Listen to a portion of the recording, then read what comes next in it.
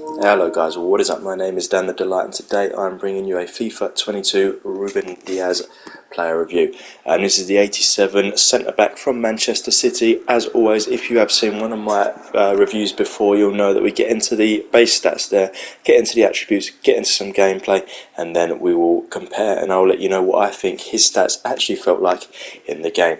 As always, if you do enjoy the video, please do give it a thumbs up, hit the subscribe button, let me know if you tried Diaz. Let's get on with it. 61 pace, 38 shooting, 65 passing, 68 dribbling, 88 defending, 88 physical. Now obviously defending and physical really stand out there as being some very nice stats.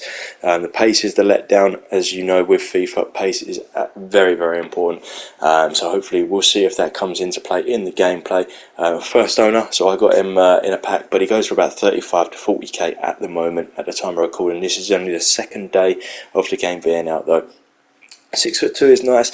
4-star weak foot is very nice as well for a defender. Get the ball out, good passing. Hopefully that will mean with the 65 passing, not too bad for a defender really. But yeah, the medium height work rates work well as well for a defender. So all round looking pretty good. The 2-star skill is obviously not important at all. Neither is the 38 shooting. It's just the 61 pace is the only thing that I can think of that's going to let this card down a little bit.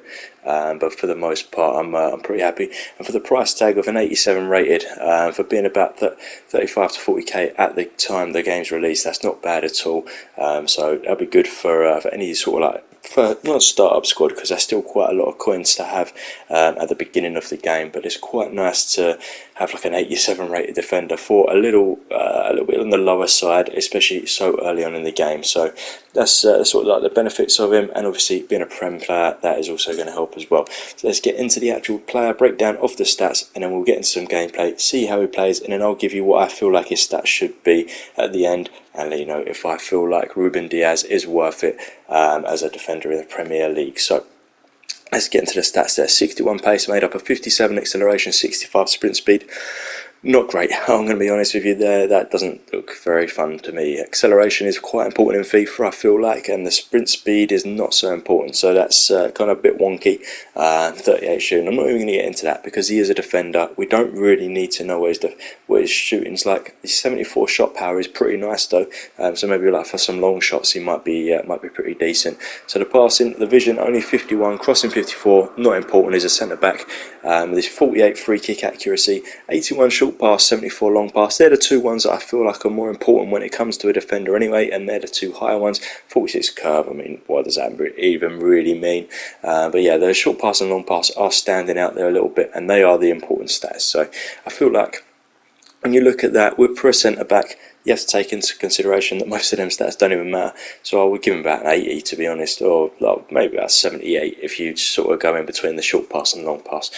Dribbling again doesn't really matter too much. Some of these stats will. Agility is a bit low and balance is low, which is a bit of a problem. But the reactions are very high. Ball control is pretty good. Dribbling don't really need. Composure 81 again. Agility and balance, that's quite important for a defender. So that's a bit worrying. That with the pace just screams clunky to me, but we'll see how this goes. 88 defending made up. This is where obviously the money and the ratings coming from. 85 interceptions, 87 heading accuracy, 90 defensive awareness, 89 standing, and 85 sliding tackle. Perfect stats really as a defender. That is what you want to see for a centre back there. And again with the physical stats as well, 78 jumping, 88 stamina, 88 strength, 92 aggression. Some very nice stats there. So obviously just looking at the card, pace and sort of like the dribbling stats are a bit low, like the agility and balance, but the defending and physical are very high, which is exactly what we're looking for here with a centre back. So yeah, some good bits, some lower bits. Let's see exactly how he plays in game. Going to get into that in just a moment, and then I'll give you my feedback on what I feel like his pace and everything actually feels like in the game. So I'm hoping it will be a little bit better than what the stats show, because they're not blowing me away right now if I'm honest. So get into some gameplay here and my honest review. So my thoughts on Ruben Diaz as a player was slow, and the pace on the card actually does show that he would be slow. It's what you would expect when you are buying a player with 61 pace. You don't expect him to be fast anyway, but he was a bit slower than what I was even expecting, to be honest. I wouldn't even say 61 is right for him, unfortunately. Just very slow and clunky. You'll see in the clips some of the stuff that he was doing. His passing, his distribution was fine. His positioning was good as well. He was always sort of in the right area, but once he got caught out, he was no recovery at all. He was turned like a truck. He just couldn't catch up. You see the perfect example of it there. Haaland absolutely mugging him off a few times here, and he just couldn't get back to deal with it, and that was a problem. And there's an example of the clunkiness as well. Could have led to a goal, and just a fair few that. As I said, the positioning there was good. He's running back into the position there, but then you get that, and it's just clunkiness, and that is a shame for this card. Again, the sliding tackle, the standing tackle, positioning, all perfect. However, the clunkiness is what's really put me off this card, unfortunately. For an 87 rated defender, I'm sure that there's going to be some better options out there, lower rated, probably cheaper as well.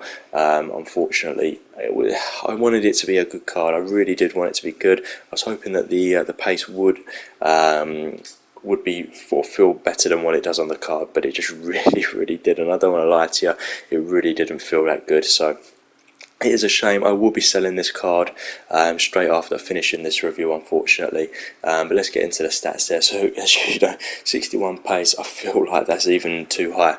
It felt like more like a 55. I'm going to be honest, it was pretty poor in the pace aspect. Shooting, I didn't really get any chances to shoot with him, so I'm not going to touch that. We'll just leave it at 38. 65 passing, actually, I feel like is a bit low. I'd bring the passing up to about 70, 72, around that range. Felt decent. His distribution outside to get the ball away from goal was pretty good. He normally found the target that he was looking for. So yeah, like low to mid 70s, I'd say, for the passing. Dribbling, didn't really get a chance to dribble, but the agility and balance did feel absolutely lackluster. So I wouldn't really touch that. If anything, seems about right. Defending, 88. Perfect. He was great at defending. When he was in the right position, when he didn't have to run back and turn, his standing, sliding, and like defensive awareness, everything like that. Perfect. Can't fault it. 88 seems about right. Very high stat for a very high level of sort of like defensive. He'd probably work better, to be honest, than a 5. Sit him in the middle. Doesn't need to run around too much, and he can just sit there and hopefully get the tackles. I might try that actually before selling him. And then the physical, again, very good. He did get caught out on the strength a little bit, sometimes against Haaland, which, I mean, his strength is ridiculous anyway. But maybe like we'll drop it to like an 86, but 88, you know, 86, 88, what's the difference really? Is he worth it? You probably already knew the answer by now. I was going to say no, I don't think he is worth the money. Unfortunately, he just wasn't. I have him next to Ben Mee at the moment. It's early doors in the game, and I didn't notice any difference, if I'm honest with you. So, unfortunately, I'm not going to be able to say that he's worth it. Hopefully, if you have tried him, you have more joy than I did, but not for me. But if you did like this video, please do give it a thumbs up, hit that subscribe button, and as always, thank you for watching, guys. Bye-bye.